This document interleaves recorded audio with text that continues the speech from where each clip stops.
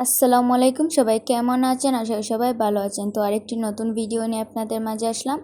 তো আজকে আপনাদের সাথে শেয়ার করব সিলেটের একটি ঐতিহ্যবাহী খাবার, মানে কাঁঠালের বীজ ভর্তা। তো চলেন ভিডিওটি শুরু করা যাক। তো এখানে প্রথমেই কাঁঠালের যে বীজগুলো আছে এগুলো শুকিয়ে রেখেছিলেন আম্মু। তো ওই বীজগুলোকে এখন ভেজে নিচ্ছেন। তো এগুলো কিন্তু বেশি বাজলেও হবে না, আবার একবারে কম বাজলেও হবে না, এরকম একটু মানে ভেজে নেবেন।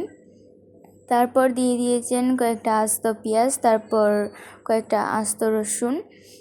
তো এখানে কিন্তু পেঁয়াজ আর রসুনগুলো একটু ছোটো ছোটো, যার কারণে একটু বেশি নিয়েছেন।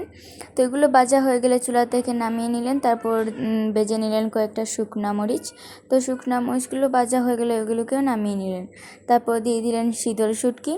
তো শীতল শুটকিটাকে এখন ভালো করে ভেজে নেবেন। তো আমাদের শুটকিটাও ভাজা হয়ে গেছে। তো এখানে আমাদের যা যা লাগবে সবগুলো নেওয়া হয়ে গেছে। এখন এই ভর্তাটা তৈরির সময়। তো এখন বীজগুলো যে কুসাগুলো আছে ওই কুসাগুলো এখন উপর থেকে ছাড়িয়ে নিচ্ছেন।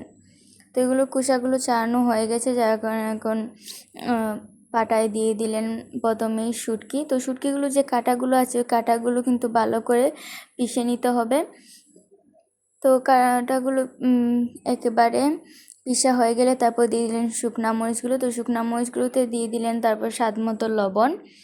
তো ওইগুলোকে একসাথে মানে শুকনো মরিচগুলোকে পিষে নিলেন। তারপর রসুন আর পেঁয়াজগুলো থেকে কিন্তু কুসাগুলো ছাড়িয়ে নিয়েছিলেন, যেটা আর ভিডিওতে তুলে ধরিনি।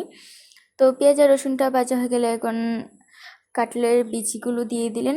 তো এই কাঁঠালের বীজগুলোকে কিন্তু এইভাবে প্রথমে ফাটিয়ে নিতে হবে, তারপর এগুলোকে মানে পিষে নিতে হবে। তো এগুলোকে কিন্তু বেশি পিষলে হবে না, মানে একটু একটু আস্তে থাকতে হবে। তো এগুলোকে আম্মু ভালো করে একবারেই পিষে নিয়েছেন। তো আমাদের কাঁঠালের বিচি ভর্তা কিন্তু তৈরি হয়ে গেছে। আপনারাও কিন্তু এটা বাসায় ট্রাই করবেন, অসম্ভব মজা এটা। আর সহজেই তৈরি করা যায়, এত মজা যেটা আপনাদেরকে বলে বোঝাতে পারবো না। তো আজকের ভিডিও কিন্তু এই পর্যন্তই ছিল। সবাই ভালো থাকবেন, সুস্থ থাকবেন। আর আমাদের ভিডিওটি ভালো লাগলে অবশ্যই লাইক, কমেন্ট, শেয়ার করে যাবেন। আমাদের চ্যানেলে যদি নতুন হয়ে থাকেন অবশ্যই চ্যানেলটি সাবস্ক্রাইব করে পাশে থাকবেন। আজকে এখানেই বিদায় নিচ্ছি। সবাই ভালো থাকবেন, সুস্থ থাকবেন। আর আবার বলছি আল্লাহ হাফেজ।